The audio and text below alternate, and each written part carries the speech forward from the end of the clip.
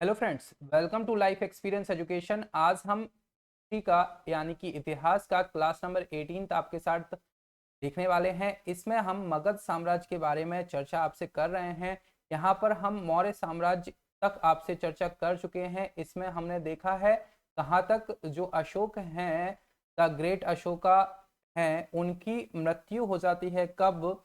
लगभग 232 ईसा पूर्व यानी कि 232 बीसी में इनकी मृत्यु हो जाती है। किसकी? अशोक की। अशोक की मृत्यु हो जाती है। उसके बाद जो मौर्य साम्राज्य है उसके कुछ इंपॉर्टेंट राज्य ज्यादा नहीं बचे हैं, तो कुणाल करते हैं और उसके बाद कंटिन्यू आगे करते हैं कौन? बृहद्रथ। कुणाल और बृहद्रथ। तो जो बृहद्रथ है वो है लास्ट किंग किसके? मौर्य साम्राज्य। तो मौर्य साम्राज्य यहाँ पर होता है फिनिश। और जो बृहद्रथ हैं वो है लास्ट शासक किसके? मौर्य वंश के। अब इनके बारे में कहा जाता है कि इनके टाइम पर जो कलिंग था जिनके बारे में हमने डिस्कस किया था, अशोक ने कलिंग युद्ध को जीता था और साथ में इनका हृदय परिवर्तन हुआ था कलिंग युद्ध के बाद। तो कलिंग अब बृहद्रथ के टाइम पर भारत से अलग हो गया था। और इसको अलग किसने किया था भारत से? तो राजा खारवेल ने इसको अलग किया था भारत से। किसको? कलिंग को। अब जो बृहद्रथ हैं इनके सेनापति कौन है? तो इनके सेनापति हैं पुष्यमित्र शुंग। सेनापति कौन है? पुष्यमित्र शुंग। पुष्यमित्र शुंग हैं। तो इनके द्वारा जो शुंग वंश की स्थापना की गई थी, पुष्यमित्र शुंग की के द्वारा। बृहद्रथ को इनके द्वारा मारा गया था और पुष्यमित्र शुंग जो है इनके द्वारा शुंग वंश की स्थापना हुई थी। तो अब यहां से हम स्टार्ट करते हैं शुंग वंश। देखिए, हमने जो ट्रिक जाना था, ट्रिक क्या था आपके साथ? अशीन माशु का साथ।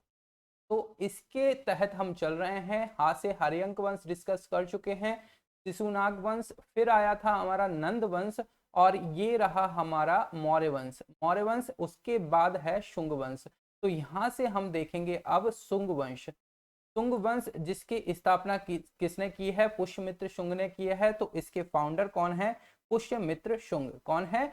पुष्यमित्र शुंग। अब इनके बारे में हम आपसे डिस्कस करेंगे, शुंग वंश के बारे में।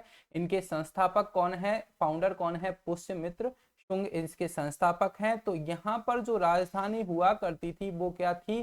पाटलिपुत्र। और इन्होंने अपनी राजधानी ट्रांसफर करके पाटलिपुत्र से कहा इनके द्वारा लाया गया था? विदिशा, जो कि कहां पर है? मध्य प्रदेश में है। तो राजधानी ट्रांसफर हुई है, विदिशा हुई है। साथ में जो पुष्यमित्र शुंग हैं ये गैर क्षत्रिय राजा हुए हैं। गैर क्षत्रिय राजा हुए हैं। गैर क्षत्रिय राजा हुए हैं। और ये जो राजा थे एक ब्राह्मण राजा थे। ब्राह्मण राजा थे पुष्यमित्र शुंग। ठीक है। साथ में इनके बारे में कहा जाता है जो बौद्ध धर्म अशोक के टाइम पर फैला था, तो ये थे बौद्ध विरोधी। बौद्ध विरोधी थे, तो बौद्ध के कई सारी चीजों को इन्होंने नष्ट किया था।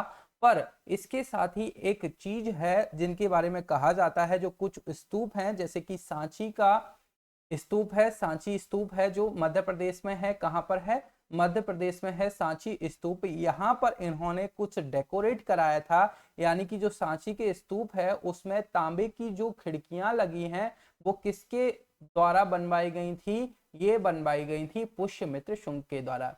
साथ ही में बरहूत बरहूत बरहूत एक जगह है एमपी में, यहाँ पर भी खिड़कियां इनके द्वारा बनवाई गई थी। इस स्तूप में भी खिड़कियां बनवाई गई थी जो कि पत्थर की थी। तो कुछ जगह पर इन्होंने क्या किया है? इनको डेकोरेट भी किया है कुछ स्तूपों को, जिसमें से सांची का स्तूप इंपॉर्टेंट है, एमपी में है, जो कि तांबे की खिड़कियों का इन्होंने बताया है। तांबे की खिड़कियों से डेकोरेट इसको करवाया है। ठीक है। पुष्यमित्र सिंह के बारे में इतना कुछ। साथ ही में अब इनके टाइम पर क्या होता है? जातक ग्रंथ की रचना हुई है। जातक जो ग्रंथ है उसकी रचना हुई है किसके टाइम पर? पुष्यमित्र शुंग के टाइम पर। और साथ में एक अष्टाध्यायी, आप लोगों ने नाम सुना होगा अष्टाध्यायी। अष्टाध्यायी जो कि एक व्याकरण की बुक है, किसके द्वारा लिखी गई है? पाणिनि के द्वारा लिखी गई है। ये भी इन्हीं के टाइम पर लिखी गई है, संस्कृत व्याकरण की ये बुक है अष्टाध्यायी। साथ में जो महाभाष्य की रचना हुई है, महाभाष्य किसके द्वारा रचना की गई है? पतंजलि के द्वारा इसकी रचना की गई, पतंजलि के द्वारा इनकी रचना की गई है। किसकी? महाभाष्य, पतंजलि, पतंजलि जो कि एक कॉमेंट्री बुक है महाभाष्य। साथ ही में मनुस्मृति, मनुस्मृति किसके द्वारा लिखा गया है? मनु के द्वारा लिखा गया है, इन्हीं के टाइम पर हुआ है। ये सब जो मनुस्मृति है ये भी एक राजनीति से रिलेटेड बुक है, राजनीति से रिलेटेड बुक है जो कि मनु के द्वारा लिखा गया है। अब जो पुष्यमित्र शुंग है यानी शुंग वंश है, इनके समय पर क्या हुआ था? विदेशी आक्रमण स्टार्ट हो गए थे, विदेशी आक्रमण, विदेशी आक्रमण स्टार्ट हुए थे। किस किसने विदेशी आक्रमण किया है? तो दो राजा हैं जिन्होंने विदेशी आक्रमण किया है, और साथ में दो चरणों में आक्रमण हुआ है। दो चरणों में कैसे हुआ है? देखिए, जो डेमेट्रियस हैं, डेमेट्रियस पहले करते हैं, डेमेट्रियस, और उसके बाद करते हैं मिनांडर, जो कि मिनांडर थोड़े ज्यादा इंपॉर्टेंट हैं, डेमेट्रियस नहीं है। तो डेमेट्रियस और मिनांडर ये दोनों जो हैं आक्रमण करते हैं। दो चरणों में कैसे हुआ है आक्रमण, ये करते हैं।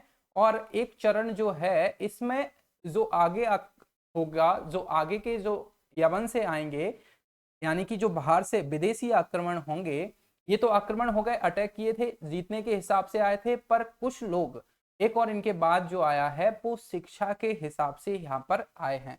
तो जो हमने हसीन माशुका शात यानी कि जो नंद वंश था और मौर्य वंश था, इनके टाइम पर कौन आया था भारत में? यहाँ पर भी यवन से आक्रमण हुआ था, जो कि सिकंदर हो गए, साथ में इनके जो सेनापति थे सेल्यूकस निकेटर हो गए, और इनके पहले जो डेरियस प्रथम थे जो कि हकमनी वंश से थे, इनके द्वारा यहाँ पर अटैक हुए थे। अब जो मौर्य वंश होता है, मौर्य वंश समाप्त होता है यहाँ से, और शुंग वंश की स्थापना पुष्यमित्र शुंग के द्वारा की जाती है। और इन्हीं के टाइम पर अब जो कर्ण वंश आएगा और सातवाहन वंश आएगा, इनके टाइम पर ये लोग अलग अलग रूलर आएंगे। तो ISPK, इससे आपको याद रखना है, इंडो ग्रीक यानी कि हिंद यूनान, फिर आएंगे शक वंश, फिर आएंगे पल्लव, पल्लव नहीं है पल्लव, और साथ में आएंगे कर्ण वंश, जो कि कनिष्क बाद में आएंगे। कर्ण वंश में कनिष्क आपका नाम इंपॉर्टेंट है, तो ये आपको याद रखने हैं।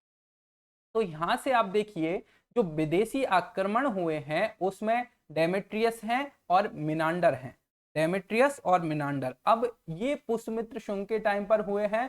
तो ये जो युद्ध हुए हैं इनको पुष्यमित्र शुंग द्वारा जीत लिया जाता है, और इनकी तरफ से जो युद्ध लड़ते हैं इनके जो बेटे हैं अग्निमित्र, अग्निमित्र, अग्निमित्र इनके जो बेटे हैं, इनके द्वारा इन दोनों को हरा दिया जाता है, डेमेट्रियस और मिनांडर को।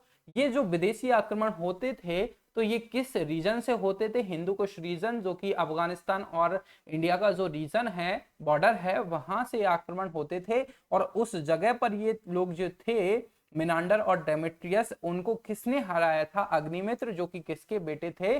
पुष्यमित्र शुंग के बेटे थे। अब इनको हराने के बाद ये कुछ टाइम के लिए गायब हो गए थे, इनके बेटे गायब हो गए थे इन द सेंस, एक लड़की थी लौटते टाइम मालविका, मालविका के प्यार में ये पड़ गए थे, मालविका के प्यार में, और जिसको कालिदास ने अपनी बुक में वर्णन किया है। कालिदास जो हैं इन्होंने अपनी बुक में वर्णन किया है, एक बुक लिखी है, एक रचना की है कालिदास ने, क्या? मालविका अग्निमित्रम, मालविका अग्निमित्रम, मालविका अग्निमित्रम जो बुक है, मालविका और अग्निमित्र के जो प्यार है, इनका लव है, जो लव स्टोरी, ये वर्णन इस बुक में हुआ है। तो ये जो बुक है वो लव स्टोरी से रिलेटेड है, यहां से ये पता चल जाएगा।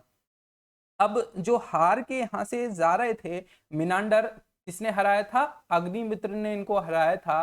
तो ये हार के वापस जा रहे थे, तो इनको रास्ते में कौन मिलते हैं? नागसेन, रास्ते में कौन मिलते हैं? नागसेन मिलते हैं, जो कि बौद्ध धर्म को मानते हैं। नागसेन बौद्ध धर्म के बारे में लिखते हैं। जो नागसेन है एक मॉन्क है, एक साधु है, मॉन्क है, बुद्धिस्ट मॉन्क है, जो कि मिनांडर से इनकी मीटिंग होती है। मिनांडर जो कि विदेशी आक्रमण किया था, पर अग्निमित्र ने इनको हरा दिया था। अब रास्ते में इनको नागसेन मिलते हैं, जो कि इनसे बौद्ध धर्म के बारे में चर्चा होती है, जानकारी दी जाती है। एक बुक है, कौन सी? मिलिंद पन्हो ये बुक है। इसमें जो मिलिंद हैं, मिनांडर हैं, इन्होंने प्रश्न किए हैं। किससे किए हैं? नागसेन से। तो ये जो बुक है मिलिंद पन्हो, ये बुक है नागसेन मिनांडर के क्वेश्चंस इसमें है, और इनके आंसर किसने दिए हैं? नागसेन ने दिए हैं। यानी कि जो धर्म है उसके बारे में इन्होंने चर्चा की है, बातचीत की है। क्वेश्चन ऑफ मिलिंद, जिसको कि मिनांडर कहा गया है।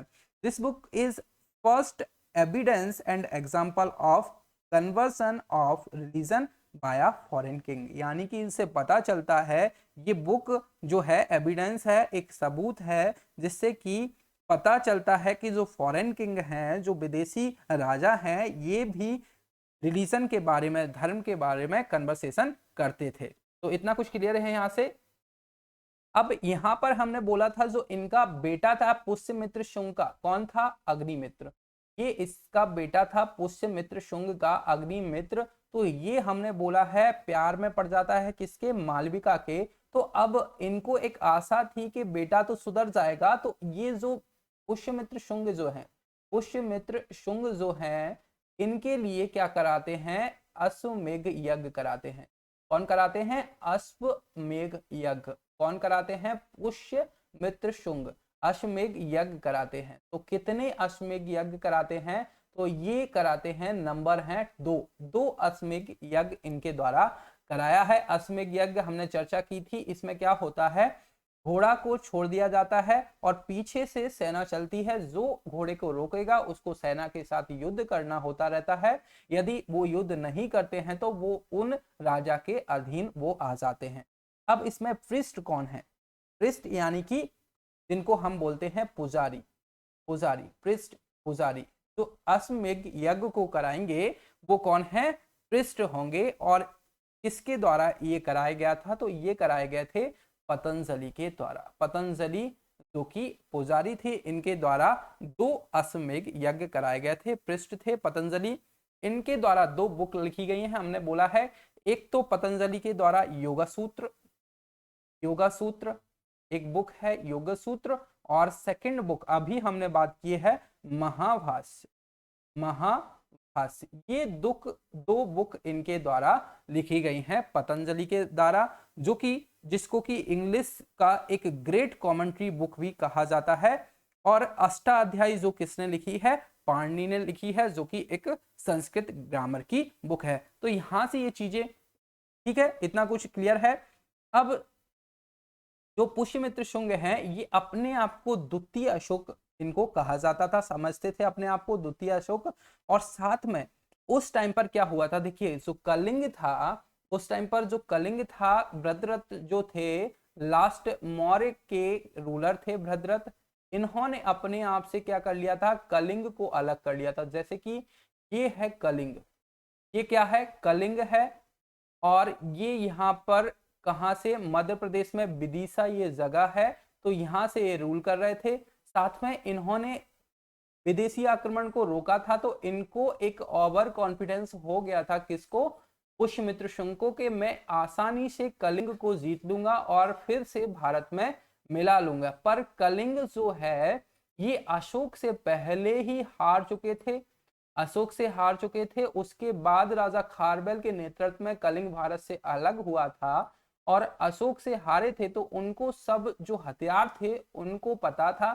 साथ में जो खारवेल थे, इनके पास जो हाथियों की सेना थी, खारवेल जो थे इनके पास हाथियों की सेना थी, स्ट्रांग थी। प्लस जो कलिंग है वो रीजन है जंगल वाला, जो आज के डेट में उड़ीसा है, वो जंगल वाला एरिया है। और इनकी जो सेना थी पेड़ में छुप के वार वगैरह करना जानती थी। इसी कारण से इन जो पुष्यमित्र शुंग ने इन पर आक्रमण किया और इनको इन्होंने हरा दिया। पुष्यमित्र शुंग को हरा दिया। किसने हरा दिया? खारबेल ने जो कि कलिंग के राजा थे। तो ये जीत जाते हैं खारबेल और यहाँ पर पुष्यमित्र शुंग हार जाते हैं।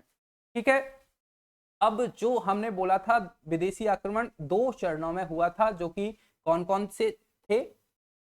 डेमेट्रियस और मिनांडर। उसके बाद जो आंतीय जो राजा हैं, आंतीय जो किंग हैं, शासक हैं, उनके एक दूत थे। कौन? हेलियोडोटस।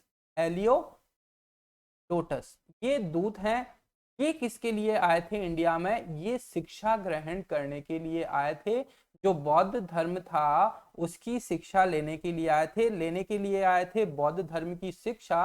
पर इनको पकड़कर कोई भागवत धर्म जो था, भागवत धर्म है, इसकी शिक्षा दे देते हैं, जो कि विष्णु भगवान से रिलेटेड हैं। उनकी शिक्षा दे देते हैं। आगे चलकर ये भागवत धर्म को ही अपना लेते हैं, क्योंकि इसमें 16 संस्कार वगैरह थे, जिसमें कि एक मनुष्य कुछ लिमिटेशन से बंधा रहता है, वो जानवरों की तरह व्यवहार नहीं करता है। इस कारण से इन्होंने भागवत धर्म को अपना लिया था। अब इसकी पता कैसे चलता है? तो पता चलता है, एक अभिलेख है, उससे पता चलता है। अभिलेख कौन सा है? गरुड़ ध्वज अभिलेख। इससे पता चलता है। और ये जो गरुड़ ध्वज अभिलेख है, ये कहां पर है? ये विदिशा में है। ये कहां पर है?